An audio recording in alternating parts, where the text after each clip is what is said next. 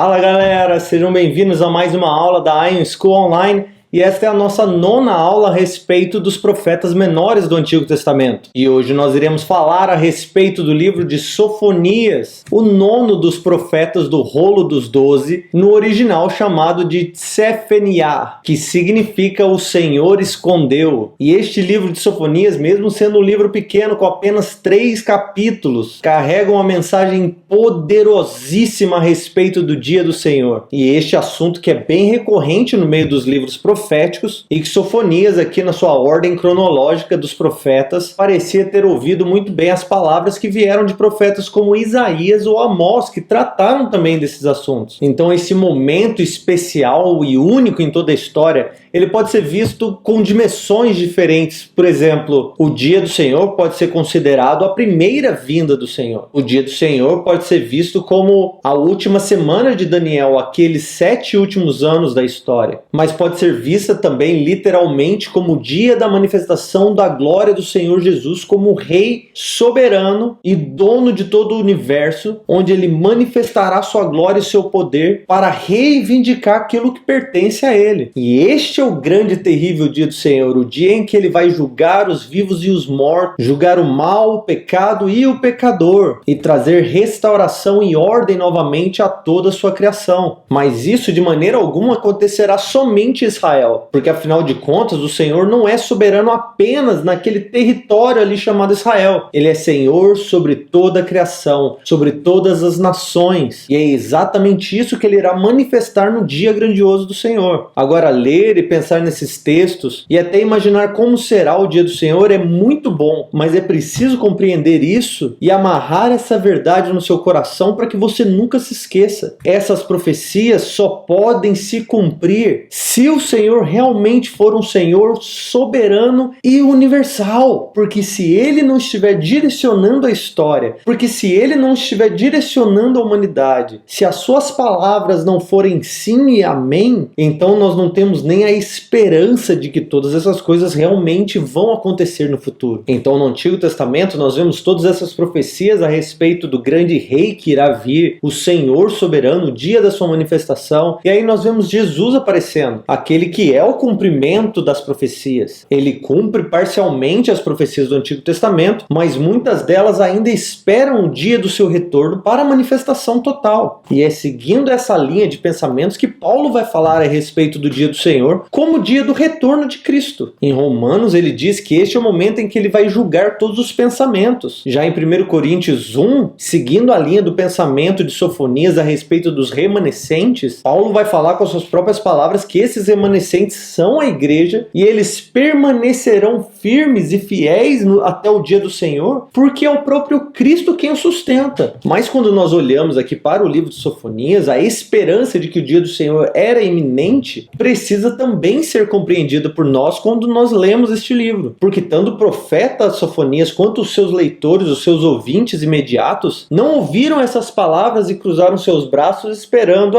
isso vai acontecer muito tempo depois de nós. Pelo contrário, para eles o julgamento do Senhor, a vinda do dia grandioso do Senhor, já estava batendo na porta da cidade, e eles deveriam agir como tal, porque o arrependimento era imediato também. Ouçam as palavras do Senhor, por isso, arrependam-se agora, para que vocês não sejam julgados no grande e terrível dia do Senhor. E o autor desses oráculos, como subscrito lá no capítulo 1, versículo 1, vai dizer, é o profeta Sofonias, que é o único dos profetas aqui que carrega essa genealogia linear tão clara na sua apresentação. Ele vai citar sua genealogia carregando até 4 gerações antes dele, até chegar num indivíduo chamado Ezequias. Agora nós não sabemos exatamente se esse Ezequias é também o rei Ezequias, porque realmente o texto não vai nos dizer isso. Agora uma coisa fica claro, que este Ezequias, seja lá quem ele era importante o suficiente para que a apresentação de Sofonia linkasse ele de alguma forma com este tal de Ezequias, para valorizar quem ele era, para que os seus ouvintes, para que os seus leitores compreendessem. Este Sofonias não é qualquer um, ele é a 4ª geração de Ezequias. Agora é interessante que mesmo que ele não fosse descendente de Ezequias, este é o único homem citado na Bíblia com este nome, Sofonias, o que faz dele já um profeta único, um homem único no meio da narrativa bíblica. Mas a respeito ainda dele ser descendente descendente de Ezequias, alguns vão discutir a respeito da cronologia e a datação que Sofonias dá para tentar fazer encaixar como é que ele pode ser descendente do rei Ezequias e já ter uma idade apropriada para estar profetizando em Judá no tempo do rei Josias, já que o subscrito também vai nos dizer que ele profetizou durante o reinado do rei Josias, o que também, se estiver correto, e nós acreditamos que está, ele provavelmente era contemporâneo tanto do profeta Abacuque quanto do profeta Jeremias também. E ele teria crescido tendo a sua infância tanto no tempo de apostasia quanto de opressão da Assíria, mas também teria vivido o suficiente para ver as reformas religiosas que o rei Josias teria feito, como nós já vimos lá em 2 Reis 22 e 23. Então agora, já falando a respeito da datação, como o livro não vai falar nada a respeito de uma possível reforma da parte do rei Josias ou dos benefícios do arrependimento que estava acontecendo em Jerusalém depois do avivamento que começou em 621 a.C.,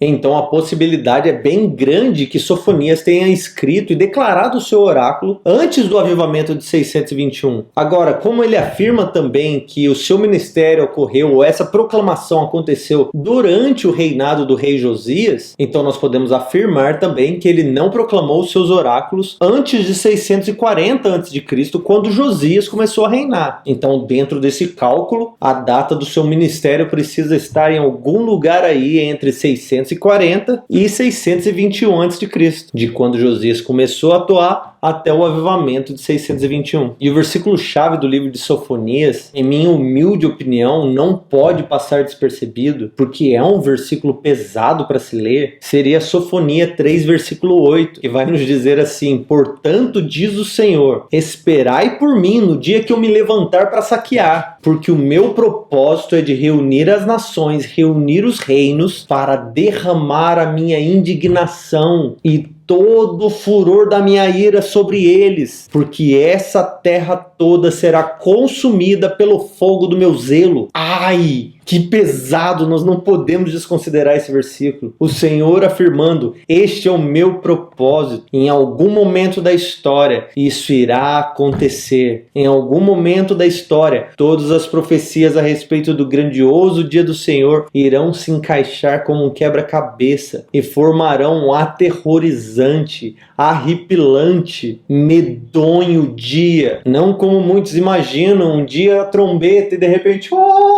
mas um dia de trevas e terror, porque o Senhor se levantou para saquear, o Senhor se levantou para derramar a sua ira e a sua indignação sobre as nações. E para resumir o livro de Sofonias, nós vamos dividir ele em 3 partes, uma parte para cada capítulo. Então o primeiro capítulo vai focar num oráculo contra Judá, o segundo capítulo um oráculo contra as nações, também vai incluir Judá aqui no meio, e o capítulo 3 vai falar sobre o juízo e a restauração, com a manifestação do Senhor no dia do seu julgamento, o dia que ele se levantar para saquear, e qual será o resultado depois do Senhor ter manifestado a sua ira e purificado para si um povo. E só te falar a respeito disso, já me dá um nó na garganta, eu já quero gritar: Maranata! Mas acalmando o grito aqui agora, vamos para a primeira parte do nosso esboço, Sofonias capítulo 1, com o dia do Senhor que está vindo contra Judá. Então, como todos os livros profetas, nós vemos primeiro a apresentação de quem é o autor do livro, sendo alguém de uma linhagem reconhecida pelos seus ouvintes, sendo este Ezequias rei ou não. É então Sofonias que está declarando os oráculos que recebeu da parte do Senhor, e ele está fazendo isso para o povo de Judá, em especial o povo de Jerusalém. Então o que você precisa imaginar é que esse contexto dessa profecia agora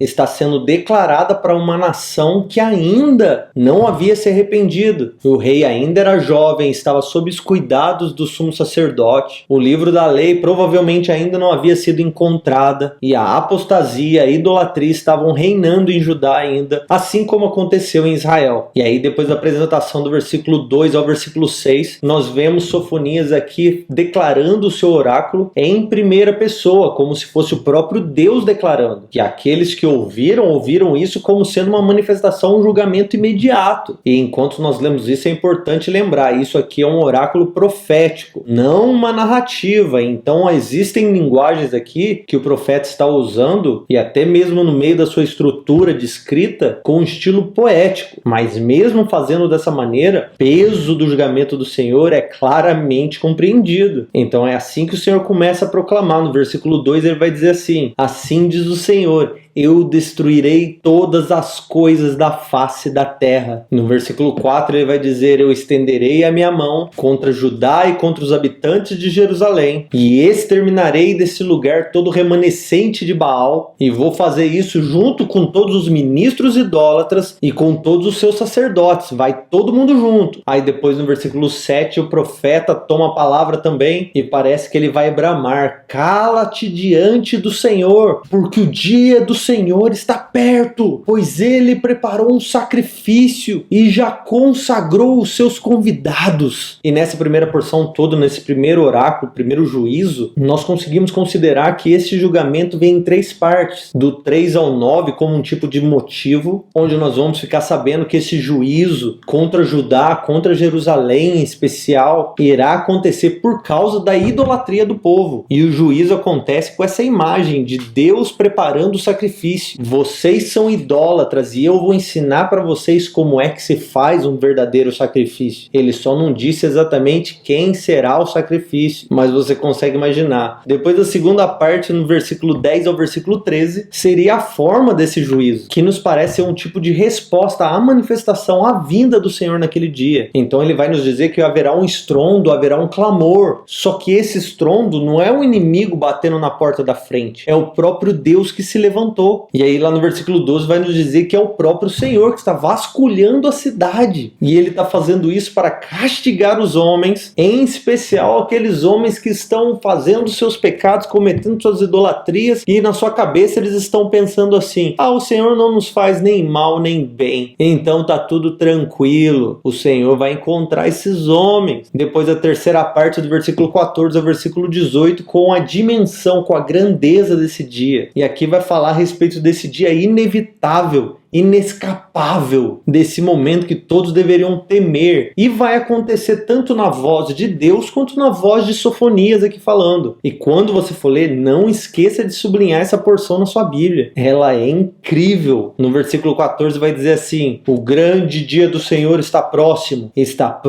e virá depressa. Atenção, o dia do Senhor é amargo, e até o homem poderoso clamará. Aí no 15 ele continua: é um dia de indignação, dia de tribulação e destruição, dia de trevas e escuridão, dia de nuvens e negridão. Aí no 16 ele continua: dia de trombetas, dia de grito de guerra contra cidades fortificadas e contra todas as torres altas. Aí agora na voz do Senhor, o 17 e 18, ele vai dizer: eu afligirei os homens e eles andarão como cegos, porque pecaram contra o Senhor, e o seu sangue se derramará como pó, e a sua carne se derramará como esterco. Realmente essa palavra não era uma palavra de muito conforto para aqueles que estavam ouvindo, não. E depois disso nós seguimos o nosso esboço do capítulo 2, versículo 1, até o capítulo 3, versículo 8, com a parte do juízo de Deus contra as nações, e narrada bem detalhada aqui. E o que é bem legal aqui nessa sessão é que a estrutura em que ele escreve é muito minuciosa, é muito detalhada. Ele vai começar e finalizar falando, conversando com Judá, no começo chamando um arrependimento, mas no final mostrando que eles não se arrependeram. Mas entre esse chamado ao arrependimento e essa demonstração de que eles não se arrependeram, nós vamos encontrar 5 oráculos. Um lá no meio contra Judá e Jerusalém, e outros 4 contra outras nações. E todos esses oráculos alinhados, agrupadinhos, bem bonitinhos no texto. Então vai começar do versículo 1 ao versículo 3, com a intimação, a convocação para o arrependimento. Depois do versículo 4 ao versículo 7, oráculo contra a Filistia, aqui com 9 versos, isso dentro do original. Depois do versículo 8 ao 11, com oráculos contra Amon, que é Moabe também, com outros 9 versos. Aí nós temos mais uma pausa no texto com o versículo 12, com o oráculo contra os etíopes, que é também Cuxi. Depois nós voltamos do versículo 13 13 ao 15, com 9 versos, com os oráculos contra a Síria, e que vale a pena eu citar que esse oráculo contra a Síria, contra Nínive em especial, é muito parecido com os oráculos que o Senhor declara contra a Babilônia, tanto no meio dos profetas aqui, quanto no Novo Testamento, lá em Apocalipse 17. Então pode ser possível que essa aplicação da Síria, do julgamento de Nínive, também esteja relacionado a um julgamento futuro, já que a linguagem é muito parecida. E esse oráculo também vai ter 9 versos, e depois do capítulo 3, versículo 1 ao versículo 5, oráculos contra Jerusalém, com também 9 versos, e finalizando dos versículos 6 ao 8, falando a respeito de como Jerusalém e o povo de Deus não se arrependeu. E aí no versículo 8 é onde entra aqui, por causa da falta de arrependimento do povo, que nós vamos ver o nosso versículo-chave do livro de Sofonias. Esperai por mim no dia em que eu vou me levantar para saquear, porque o meu propósito agora é ajuntar todas as nações, ajuntar todos os reinos, e derramar toda a minha indignação, toda a fúria da minha ira, e toda a terra será consumida pelo fogo do meu zelo. E lendo essa porção aqui, nós vamos conseguir ver todos os pecados de idolatria, a quebra da aliança, a injustiça social, mas nos parece que o grande dia do Senhor, ou este julgamento que estaria por vir, é como um tipo de resposta, em especial pela falta de arrependimento do povo, como se o Senhor estivesse declarando: eu estou chamando, vocês não estão ouvindo, arrependam-se, vocês não estão se arrependendo, agora finalmente chegou a hora de eu me manifestar, para que vocês vejam que eu dei a chance e vocês não pegaram. E finalizando o livro de Sofonias, nós vamos na próxima parte do nosso esboço, do capítulo 3, versículo 9 ao 3, versículo 20, com a restauração do remanescente. Então, assim como foi no caso do primeiro juízo, da primeira porção lá, que se dividia em 3 partes, da mesma forma nós vamos ver esse oráculo aqui de esperança, que vai falar de restauração e tudo mais. A primeira parte, então, do versículo 9 ao versículo 13, vai falar a respeito da purificação desse remanescente que o Senhor estaria reunindo e que irá descansar em Jerusalém, vivendo de maneira humilde e justa diante do Senhor. No versículo 9 vai dizer que o Senhor vai purificar os lábios do povo, ou que algumas traduções vão carregar purificar a língua do povo, para que todos possam invocar o nome do Senhor e servir a Ele com o mesmo espírito. E no versículo 11, nessa primeira parte aqui, tem um versículo muito especial que eu gosto bastante. Ele vai dizer que naquele dia, quando o Senhor restaurar o remanescente, ninguém irá se envergonhar de qualquer obra que tenha cometido em rebelião contra o Senhor, porque Ele irá tirar do meio do povo todos aqueles que se exaltam, que se orgulham ou agem com arrogância. E aí a segunda parte do versículo 14 ao versículo 17 é como um grande contraste aqui com a primeira parte do oráculo de Sofonias. Lá no capítulo 1 nós vemos que haverá pranto, haverá choro, haverá gritos, porque o grande dia do Senhor é um dia amargo. Mas no final do dia, ao amanhecer, depois que a ira do Senhor tiver passado, nós vamos ver o júbilo, a alegria, a celebração, tanto da parte do povo, quanto da parte do Senhor que estará no meio do povo. Então no versículo 14 nós vemos a alegria do povo, com o Senhor dizendo a eles: canta, ó filha de Sião, rejubila, ó Israel, exulta de todo o coração, Jerusalém. Aí no versículo 17 tem esse versículo que eu amo, onde o profeta vai declarar assim: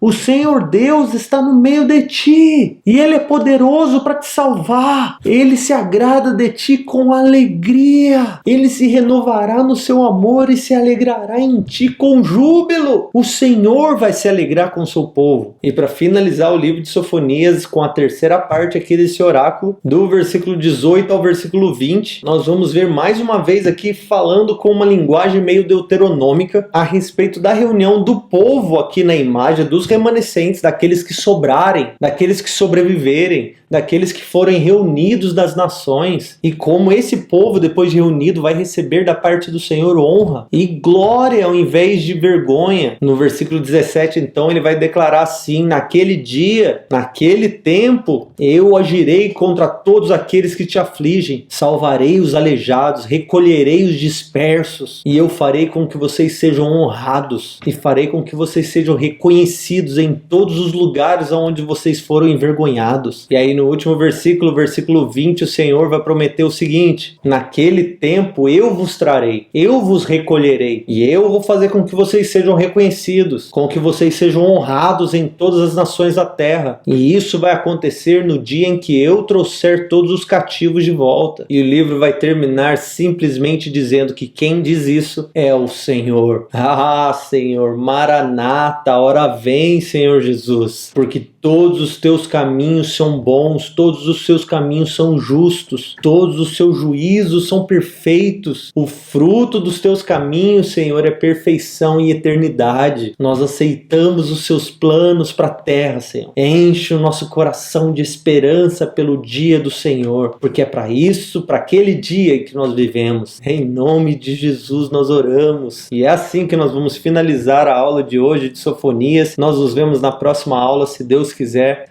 Deus abençoe.